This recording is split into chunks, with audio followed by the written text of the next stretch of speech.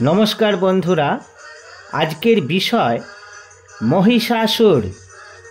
মা দুর্গার সাথে মহিষাসুরের পূজা কেন করা হয়? আমরা জানি মহিষাসুর হলেন অশুভ শক্তির প্রতীক। তার সত্ত্বেও কেন তিনি পূজিত হন?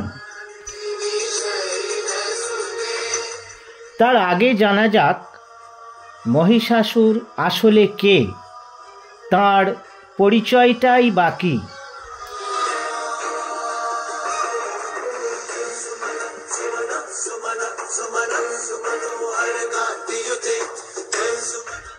অসুর কুলপতি দানুর বংশধর ছিলেন অসুররাজ রম্ভাসুর।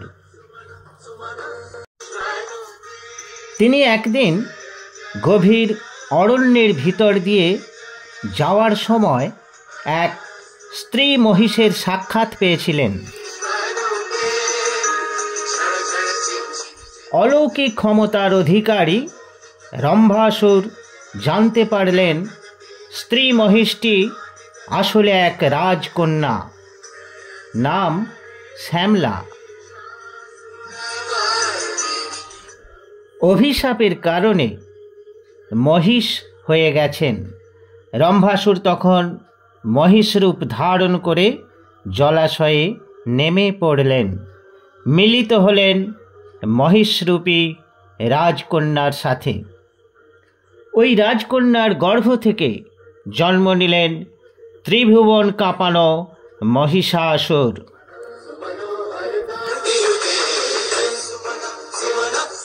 মহিষাসুরের আত্মীয় স্বজনরা বললেন, এর মধ্যে লুকিয়ে আছে অসীম শক্তি, ত্রিলোক জয় করার শক্তি। লুকিয়ে রয়েছে অসীম অসীম ক্ষমতা। যুবক বয়সে আত্মীয় স্বজনরা বললেন, ত্রিলোক জয় করতে গেলে অমরত্ব লাভ করতে হবে, আর এর জন্য প্রজাপতি ব্রহ্মার আরাধনা করতে হবে।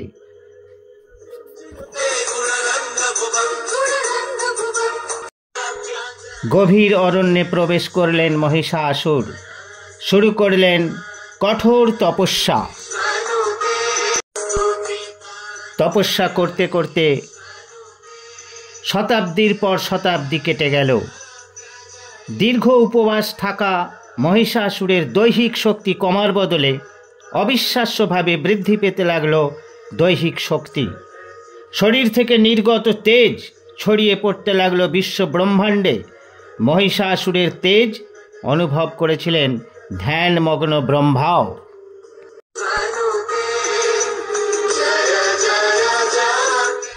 ভক্তের কঠোর তপস্যায় ব্রহ্মা তুষ্ট হলেন। তিনি মহিষাসুরকে বর দিতে চাইলেন। মহিষাসুর চাইলেন অমরত্বের বর। ব্রহ্মা বললেন, এই বর তোমাকে আমি দিতে পারি না। কারণ ব্রহ্মা জানতেন এই বরের পরিণতি কি হতে পারে। ব্রহ্মা বর দিলেন, কোনো দেবতা, মানুষ, পশু তোমাকে বধ করতে পারবে না, একমাত্র কোনো নারী তোমাকে বধ করতে পারবে। মহিষাসুর এই বর নিতে রাজি হয়ে গেলেন, কারণ তিনি জানতেন এমন কোনো মহিলা বা নারী নেই যে তাকে পরাজিত করতে পারে। এই বর পেয়ে আনন্দে আত্মহারা হয়ে অরণ্য থেকে প্রাসাদে ফিরে এসেছিলেন অশুভ শক্তির প্রতীক মহিষাসুর।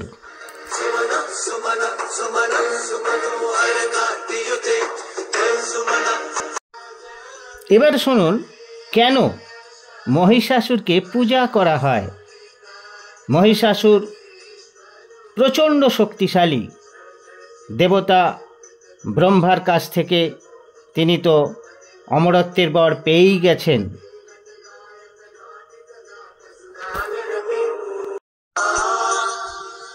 এক সময় তিনি স্বর্গলোক আক্রমণ করলেন, সমস্ত দেবতাদের স্বর্গ থেকে বিতাড়িত করলেন।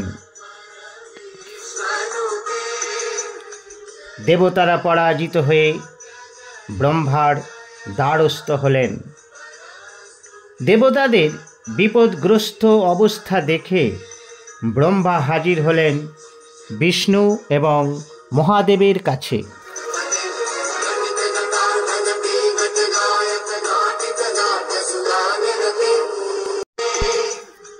ব্রহ্মা, বিষ্ণু, শিব, ইন্দ্র এবং আরও অন্যান্য দেবতাদের দেহ থেকে নির্গত হলো তেজ।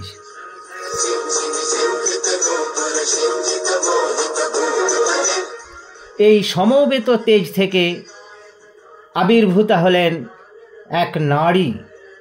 দেবতারা এই নারীকে দান করলেন নানা অস্ত্র।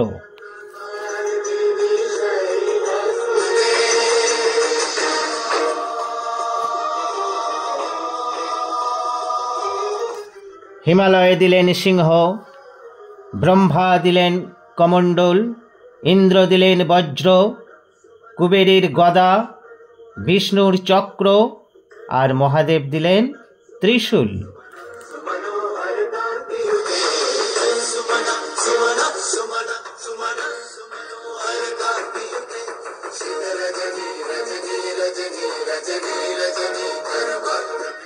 দেবী হলেন মা দশভুজা। তিনি সর্বশক্তির অধিকারিণী হলেন।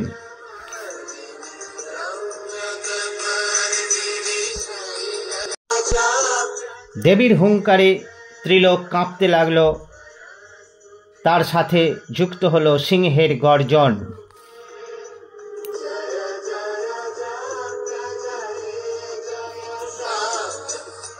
দেবী দুর্গার রূপে মুগ্ধ হয়ে মহিষাসুর দেবী দুর্গাকে বিবাহের প্রস্তাব দিলেন, কিন্তু দেবী দুর্গা প্রস্তাব প্রত্যাখ্যান করলেন। মহিষাসুর তো ভীষণ ক্রুদ্ধ হলেন। শুরু হয়ে গেল যুদ্ধ, ঘোর যুদ্ধ। দেবী মহিষাসুরকে বধ করলেন। মহিষাসুর 3 বার জন্মগ্রহণ করেছিলেন। 3 বারই দেবী তাকে বিনাশ করেছিলেন। প্রথমে অষ্টদশ ভুজা উগ্রচণ্ডা রূপে, দ্বিতীয়বার ভদ্রকালী রূপে আর তৃতীয়বার দশভুজা রূপে। রাত্রে স্বপ্নের মধ্যে মহিষাসুর দেখলেন দেবীর ভদ্রকালী রূপ। তিনি শুরু করলেন আরাধনায় সন্তুষ্ট হলেন দেবী। তিনি মহিষাসুরকে বর চাইতে বললেন।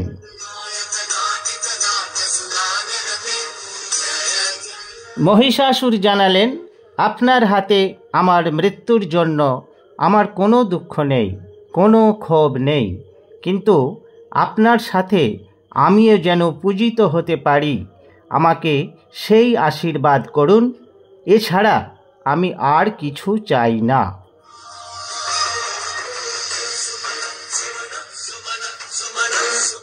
দেবী ভদ্রকালী তখন আশীর্বাদ করলেন, আমার পদলগ্ন হয়ে তুমি পূজা পাবে।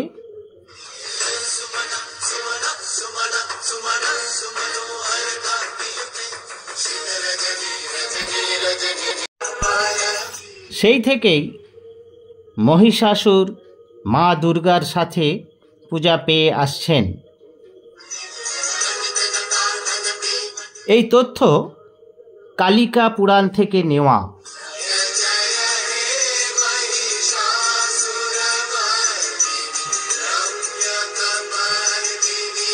আমার এই ভিডিওটি যদি আপনার ভালো লেগে থাকে, আপনি যদি আমার চ্যানেলে নতুন হন, তাহলে চ্যানেলটি সাবস্ক্রাইব করবেন। পূজার দিনগুলিতে বিভিন্ন জেলার পূজা মণ্ডপ এবং প্রতিমা আমি দর্শন করাবো।